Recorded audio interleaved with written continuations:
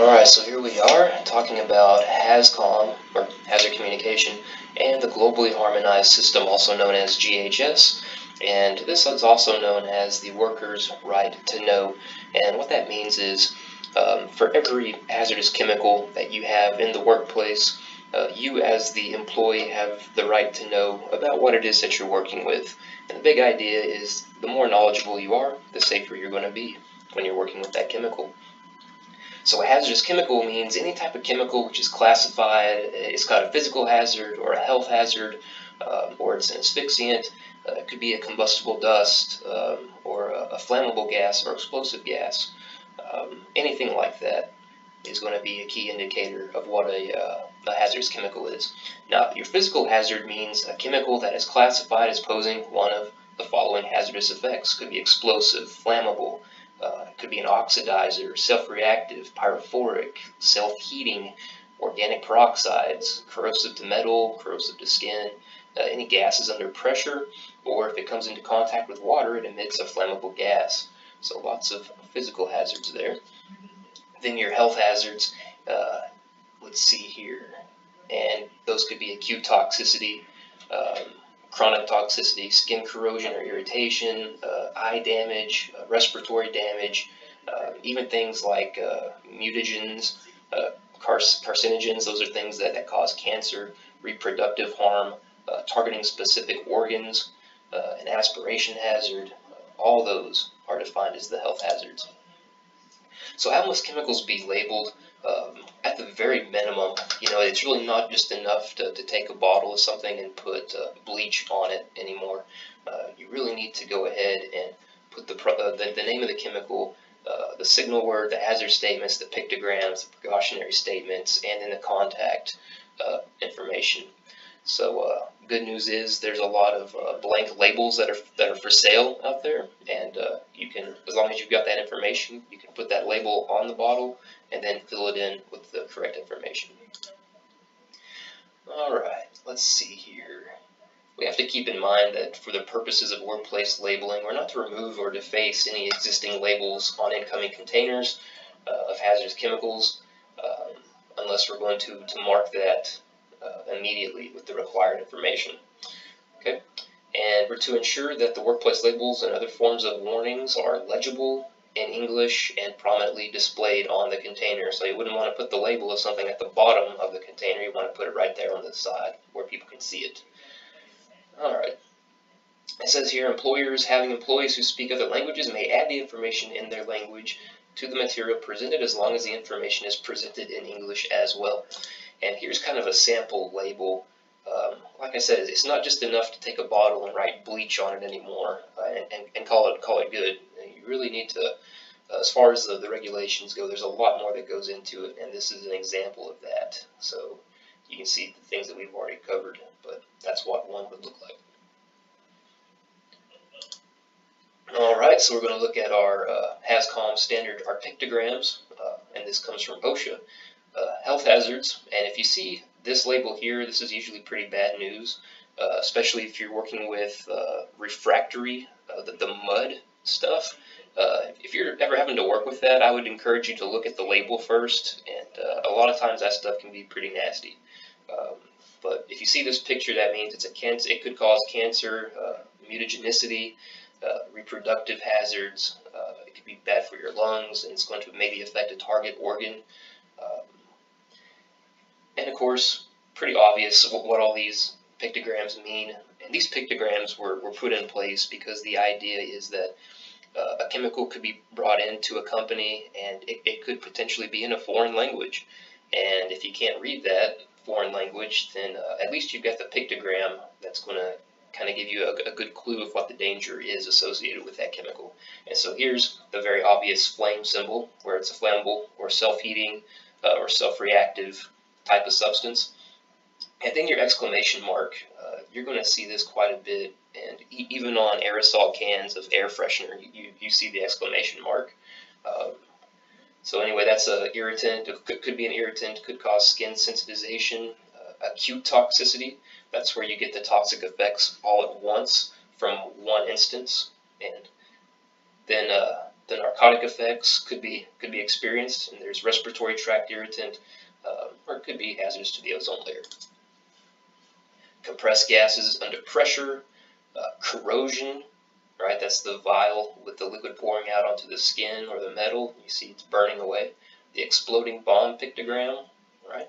And then the flame over the circle, that means it's an oxidizer. And then I know a lot of our zinc dust, I think, has this symbol on it with the dead fish and the dead tree in the background. That's aquatic toxicity. So obviously you don't want to just be dumping that stuff on the ground or into the water. And then skull and crossbones, pretty obvious. That's an acute toxicity, fatal or toxic hazard. Okay, so let's see here. I think we've pretty well covered this stuff already, so we'll move on. Let's see, temporary secondary containers. So let me read this. The employer is not required to label portable containers into which hazardous chemicals are transferred from labeled containers, and this is important, which are intended only for the immediate use of the employee who performs the transfer. For purposes of this section, drugs which are dispensed by a pharmacy to healthcare providers for direct administration to a patient are exempted from labeling. So here's the deal with that. It's always best practice. If you're taking something from a 5-gallon jug, you want to put it into a spray bottle, just go ahead and label that bottle up appropriately. Because we know what happens 9 times out of 10. We wind up, we say that we're going to dump the stuff back into the bucket at the end of the day. We don't do it. Next thing you know, you got a bottle out there that's not labeled and it's got a chemical in it.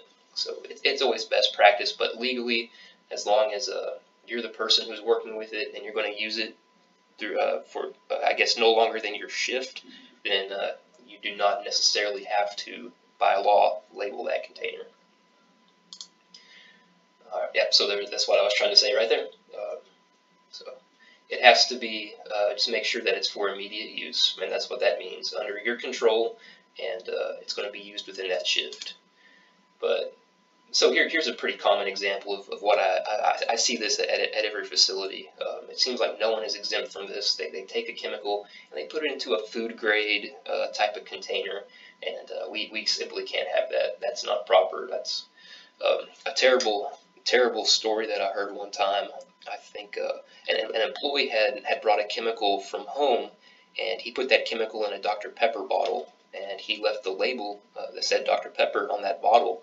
He came home and he set the chemical down on the kitchen table, and a little 3 or 4-year-old boy came up behind him while the dad wasn't looking, and that chemical was a brown color, looked a lot like Dr. Pepper. It's in a Dr. Pepper bottle, and the kid wound up taking a drink of it, and it was a really nasty chemical. Some kind of corrosive, I think, but don't remember if that kid died or not, but he was in pretty bad shape if he didn't die. So that's why we don't put chemicals into food grade containers. And again, this is probably the most common thing that I see and that I've seen over the years as a health and safety person is the unlabeled containers, and that's just a kind of a nightmare for safety folks. So here's something that we've probably all seen at one point or another, the NFPA diamond. And so long story short, you can see there on the sign, it goes on a scoring system from 0 to 4. 0 means minimal hazard, 4 means extreme hazard, and there's the numbers in between, of course. So blue is your health hazard, red is your flammability hazard, and then yellow is your reactivity. And then the white area, that's going to give you kind of like a special hazard. Your asphyxiant type gases, a lot of times you'll see an SA in that white triangle there. That stands for simple asphyxiant. So that's just a place for special notes usually, or what type of protective equipment you need to be wearing when you're working with that. Okay, and so here's a good example of labeling a container. Maybe you got it from, you wanted to take a 5-gallon bucket and put some of that into a spray bottle and go and use it. And they make these stickers now where you can, if you have access to the safety data sheet, you can put your scores on there and then what's the name of that chemical. And that's a lot better than just putting simple green and calling it a day. So yeah, there's an example of something we don't want to see. Alright, so some quick facts on this globally harmonized system. If you've ever had to look through these safety data sheets in the past, and I certainly have, the information was just all spread out. You could have safety data sheets that were 1 page long and others that were 20 and 30 pages long. But the thing was, the information was all spread out, and in case of emergency, you couldn't just really find the information very quickly because every safety data sheet was different. And so what the GHS is doing is making this it's all standardized now, where there's 16 sections, and I know, for example, that Section 5 is going to be firefighting measures, firefighting precautions, and that's to help aid the employee in an emergency. They can quickly and accurately look up that information that they need. So anyway, your globally harmonized system was developed by the United Nations, adopted by most countries, but not all. So like North Korea, they're probably not involved with it, but it's intended to clearly communicate chemical hazards more quickly, more effectively. We don't use the term MSDS now. It's simply been changed to Safety Data Sheets, SDS. 16 sections, so you can find the information quickly in emergency, and then the pictograms that we went over, those are all. That's where those are coming from. So our pictograms are visual representations of the hazard. They're going to be on the safety data sheets, they're going to be on the product labels, and they're going to be on secondary labels. These are all universal, of course. And so this is just a zoomed in version of the stuff that we've already covered, but we'll just kind of skim through this kind of quick. Your corrosive, your flammable, the oxidizer. This is the systemic health hazards, things like cancer, mutagenicity, toxic or acutely toxic. Your exploding pictogram, environmental hazard pictogram, compressed gases, and then your general warning that you'll see on pretty much every safety data sheet. I think this exclamation point is on there, and all that's saying is, hey, don't drink this, don't get it on your skin, so on and so forth. Now, safety data sheets, we have to keep in mind for every hazardous chemical that we bring into our facility, we have to have a corresponding safety data sheet for that chemical. It needs to be in English. And of course, the employer can maintain those copies in other languages as well, if those languages are being spoken there at the facility. And all of these safety data sheets have to be in the updated GHS format, the 16-section format. All right. So your safety data sheets, they need to be available for every work shift, and they need to be kind of in publicly accessible places. It's not a good practice to take a binder of safety data sheets and then lock them up in a supervisor's office where that supervisor's not there at night. So these need to be like in break rooms or somewhere out in the open where they can be accessed by the employees. All right.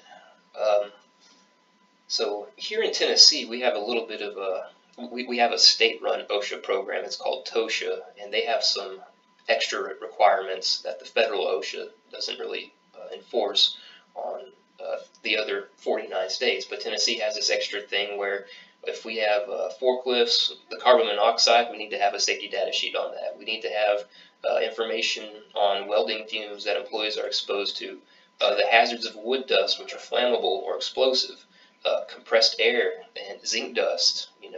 As we know, that is also explosive. So we need to have safety data sheets on all that stuff as well.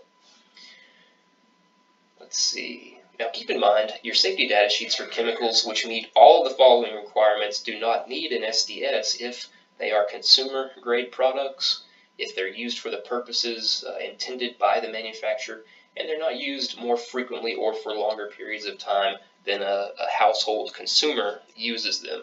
Okay, so those are just some things to keep in mind. So I guess long story short, if you had a bathroom freshener like an aerosol can, more likely than not, you're not going to legally need a safety data sheet on that product.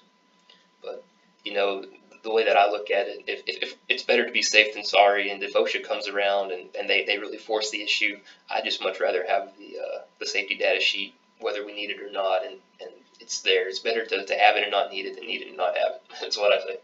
So moving on, this is just the 16 sections of your updated safety data sheets. And you can see there sections 1 through 8. And like I said, section 5, firefighting measures. As long as you can find section 5, you're going to get that information when you need it in an emergency. And then here's the other half of the other 8 sections there. And just going down through the list here. So with that said, we're not going to just break it all down section by section. We don't really need to, but those are just examples of what kind of a template of what you would expect to see on a modern GHS compliance safety data sheet. So we have to keep in mind we have some specific processes, and just as every other plant does. So apply this to your own facilities as well. But our laboratory here, we got a lot of different chemicals that our lab technicians are working with. We have acid tanks here at the Clarksville facility, muriatic acid that's used for the screen, the rod cleaning, turbo and alpine cleaning. Whenever we're skimming furnaces, we get that the molten zinc vapors off of that. Of course, working with forklift batteries, if there's any acid involved with that. Refractory repairs, like I said, the mud can be pretty nasty stuff, so be careful with that. We have to have safety data sheets on those. And then, like I said, working with carbon monoxide from the forklifts and any welding fumes that employees may be exposed to. And here we are. We have here at the Clarksville facility, we've got a number of binders out there with our SDSs. You can find it in the break room. There's one in the maintenance cage, one in the lab office, and I think there's one right up front at the main pedestrian aisleway. And these are all pretty well accessible 24 hours a day. Okay, let's see here. So it says here PZM has very few chemicals that can be released, but they do include the propane. You can detect that by the scent. Nitrogen gas, which we have that out there. That's odorless and colorless. Detected by noise from release through pressurized lines. Of course, you've probably seen the old trick where you take some soap and water if you're looking for a leak, and you put that on a tire or a pipeline, and you can figure out where your leak is coming from. And then our muriacid tanks, visual inspection of tanks for leaks, odor and burning of the eyes and the throat. That means something's gone wrong there. And compressed gases of all types, the noise of the pressure from the release, or the lessening, the gauge pressure is reducing, or the smell of the chemical potentially. All right, so we've got some short-term effects to look at. Long story short, if you are working with a chemical and you start exhibiting any of those symptoms that you see in front of you, that's probably a good indicator that that chemical may be having an effect on you, and you might want to stop and get some fresh air and take a break. Kind of hang back for a minute and try to get up figure out a new game plan. But if you start to experience any of those symptoms, please report it immediately to your supervisor. And then there's the long-term, like the chronic effects of chemicals, damage to the eye, skin, lungs, heart, blood, nerves, muscles, kidneys, any other organs, even the bones. And then skin sensitization, birth defects, reproductive effects, cancer, all the way up to death. Alright, so some protective measures that we have here in place. Says that laboratory chemicals require PPE sufficient for the task. The PZM lab here at Clarksville is going to be utilizing lab aprons, goggles, the nitrile gloves, protective footwear to protect from the chemical.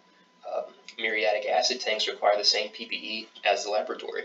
And the zinc dust may be mitigated by use of the voluntary respirator dust mask program. And those dust masks are offered to employees. And then eye protection prevents particles from directly entering into the eyes. We have to keep in mind that we're not really supposed to take any food or beverages onto the plant floor or in any area where we can be exposed to toxic materials. And that's a pretty good picture there, the can of soda with just hearing the puddle of whatever that is. And that's how chemicals get into us a lot of times, is food and drinks. Right. So we have some non-routine tasks, which would be the replacing the acid in the acid tanks. Anytime we're doing a non-routine task, we want to do maybe a special training session or a special toolbox to just discuss the hazard and the nature of the work that we're going to be doing, and then inform employees of the hazardous chemicals they might be exposed to and precautions to take to minimize and avoid their exposure. Let's see here. For our outside contractors, if they're coming onto site and they're bringing some chemicals with them, they're supposed to bring safety data sheets with them. And then we're going to inform them of our safety data sheet locations as well, because they're going to be at our plant and they could potentially be exposed to our chemicals.